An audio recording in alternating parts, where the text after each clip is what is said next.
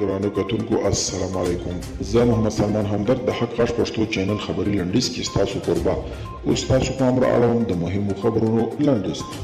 یو وسلوال کس د امریکا په تکساس ایالت کې شپږ کسان ټپیان کړي ویل کېږي چې د ځینو ټپیانو وضعیت نازک دی او پولیس تر اوسه د یاد وسلوال کس په نیولو نه دي بریالي شوي. د روغتیا نړیوال سازمان وایي په افغانستان کې د کورونا وبا د مخنیوي لپاره د روغتیایي لارښوونو نه رعایتول د ټولنې لپاره ګواښ رامنځته کوي. دې سازمان ټینګار کړی چې باید روغتیایي لارښوونه مراعات شي. ایران د جنوبي کوریا هغه کښتۍ خوشي کړې چې د 3 میاشتې مخکې د امریکا د بندیزونو له وجې د 2 میلیارډ ډالر پیسو په لانجه کې ولجه کړې وه. د ایران سپاه پاسداران ځواک دا کښتۍ په دې پلمه نیولې وه چې ګنې د چاپیریال ساتنې له مقرراتو یې سرغړونه کړې ده او د لومړي ځل لپاره د افغان سوداګرو چینایي مالونه د غلام خان له لارې ترانزیت او خوست ته راورسېدل.